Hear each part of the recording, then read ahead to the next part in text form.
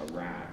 These 7 companies entered into a settlement with the Federal Trade Commission where they stipulated, they admitted that they had been using this laptop recovery software, this rat, on the laptops that they'd rented out, that they'd hired out to their customers. They've been using it to make secret videos of their customers having sex, to make videos of their children in the nude, to make audio recordings of their confidential conversations, to intercept their logins for banking websites, social media websites, and email, to intercept their privileged communications with their lawyers, to intercept their health records, to intercept their banking records, and to plunder their hard drives looking for interesting files they could pass around the office and laugh at. And the Federal Trade Commission, this watchdog organization that's supposed to be looking out for your interests and mine, they told them they didn't even have to pay a fine for this, but that they would have to stop doing it from now on. They're no longer allowed to do this unless, does anyone want to guess? Yeah, we shove it out. No, that's a good guess though, not unless they help the government. Any other guesses? Unless they tell them, right, yeah, unless somewhere in the terms and conditions, that long, ridiculous hairball of legalese that you have to click through 20 times a day on the internet that says by being dumb enough to use this service, you agree that we're allowed to come over your house and punch your grandmother, wear your underwear, make long distance calls, and eat all the food in your fridge, that we all click I agree on. If you put it in there, it has the force of law. People are effectively agreeing to let you invade every corner of their lives. And I think a lot of us, we click those I agree buttons even though no one has ever agreed to any of the stuff in those agreements.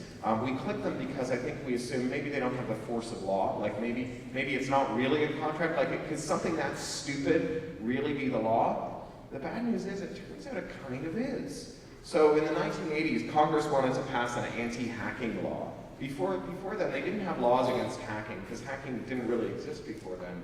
And so when people were breaking into computers and erasing all the files, that wasn't actually against the law. And so when they catch them, they have to charge them with crazy stuff like stealing 1 microwatt of electricity that was used to erase all the files. It was really kind of weird. So they said, okay, we need an anti-hacking law, but if we list all the things you're not allowed to do with a computer, that list is going to go out of date really quickly. So instead they said, anytime you exceed your authorization on a computer, you do something that you haven't been permitted to do on a computer that doesn't belong to you, you violate this law, which is called the Computer Fraud and Abuse Act, the CFAA.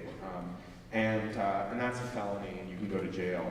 And prosecutors in this country have now taken the view that what the terms and conditions spell out is what you're authorized to do. And so if you violate terms and conditions, you're committing a felony under the Computer Fraud and Abuse Act, and you can go to jail. And they use this to extort guilty pleas from people. They don't test this theory out in courts very often. What they do instead is they bring people in who they think have done something wrong, and they say, we can charge you with 27 felonies with 95 years in jail unless you agree and plead guilty to a lesser charge and go to jail for, say, 3 years. 97% of everyone indicted by a federal prosecutor in this country pleads guilty. That means that either federal prosecutors are psychically good at their jobs and never make mistakes, or people are being coerced into pleading guilty even when they don't think they're guilty, because the alternative is bankrupting everybody they know, trying to defend themselves, and then maybe going to jail for 50 years. And you may know that last year, a kid named Aaron Swartz, who's a friend of mine, and who helped found the company Reddit, and who helped write the book, the sequel to Little Brother, Homeland, and wrote an afterword for it.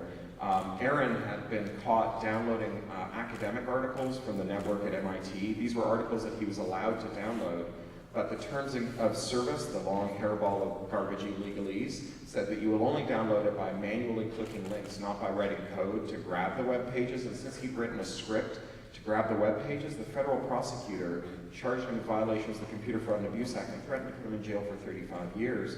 And last January, he hanged himself over that. And there are a lot of people whose lives are put into absolute chaos by the incoherence of our policies around computer security. And Aaron was a very extreme example. And one of the things when I toured the book that he helped me write earlier this year, I talked about a lot, was that whatever problems that you have, and even if they're as great and terrifying as the Computer Fraud and Abuse Act, the one thing we know that won't solve them is dying. Dead people don't act on the world. Dead people, by definition, are inert. And so, you know, there are lots of things that we can do to help each other. One of the dangers of using the internet is that we know, we see a lot of each other. We see our Facebook updates and our Instagram updates and so on.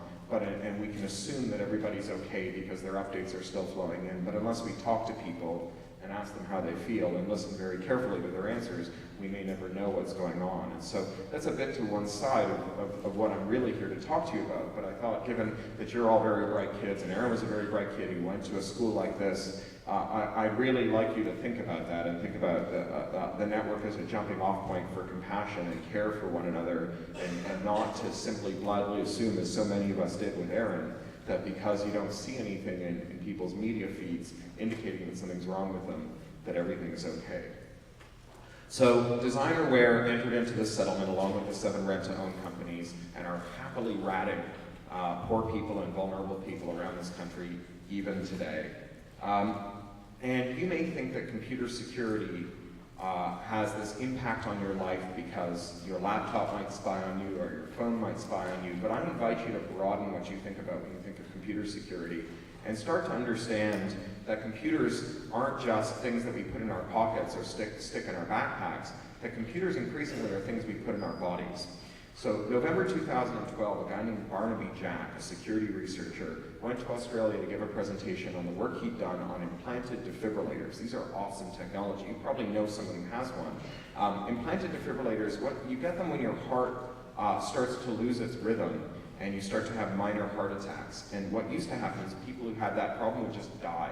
But now, your doctor can anesthetize you, she can cut you open, spread your ribs, reach into your chest, and attach a computer with a battery directly to your heart. And the computer listens to your heart beating, and when your heart loses the rhythm, it gives you a shock and brings you back to life. People are alive today because of this. And doctors who implant these, they want to be able to find out how they're performing, how often they have to kick in. They want to be able to update the software as bugs are found or ways of improving the performance are invented.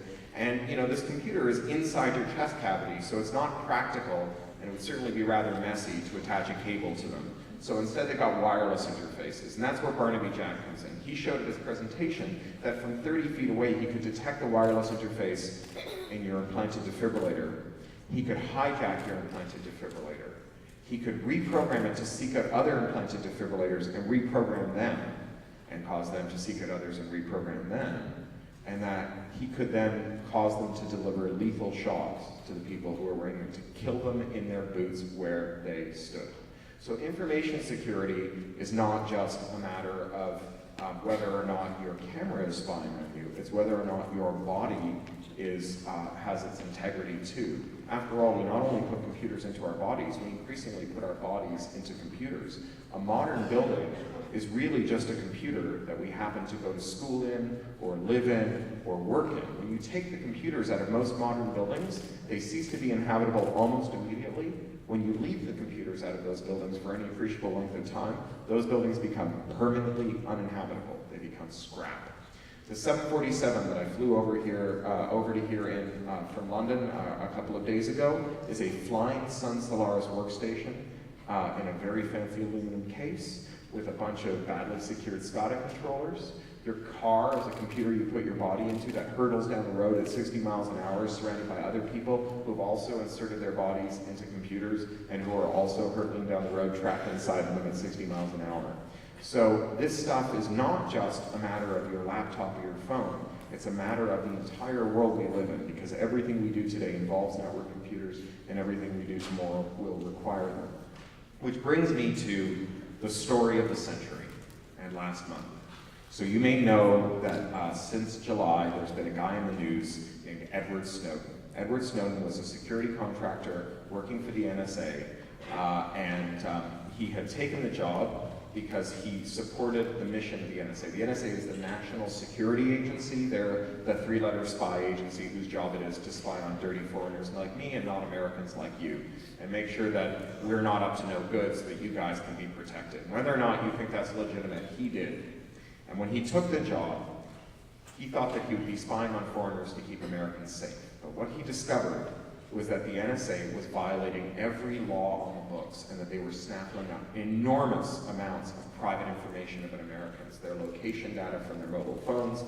They had taps in at Facebook and Google's data centers, a program called PRISM, that they could use to inhale all the data coming from there. They were recording phone conversations and also the metadata about the phone conversations, who was talking to who, where, and when. That all of this information was being gathered without a warrant and without any real meaningful judicial oversight, and that it all violated the Constitution. And he couldn't take it anymore. He took a bunch of documents detailing the scope of these programs.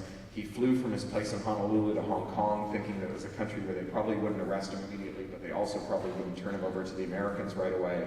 He called some journalists over, a guy named Glenn Greenwald, an American journalist who lives in exile in Brazil, and he dumped all this information on them, and they started publishing it in the New York Times, The Guardian, which is the paper in London that I write for, and also in the Washington Post, and it was picked up all over the world. And last month, in September, the most important of these leaks came to light, in my view, and that was the leak about a program called Bull Run. In the UK, we call it Edgehill. It's a joint program between the UK spy agency GCHQ and the American spy agency, the NSA, and it's a program that has a $250 million a year budget to sabotage computer security. They pay companies to undermine the security of their products so that the NSA can break into those products and listen in on the people who are using them. They also paid people to attend standards meetings. So standards are like this incredibly boring but fantastically important thing. Standards are like building codes describing how best to make something. There is a standard that describes the tensile strength of that archway that runs across this building. If that standard is a good standard, the building will stand. If it's a bad standard, we are all doomed, and that ceiling is about to come down on our head, right? Standards are really important stuff, and there's a federal agency called the National Institute for Standards and Technology that makes standards for everything, including computers and computer security. Now, computer security is a really interesting subject, and here's where we get into the computer sciencey part of the talk.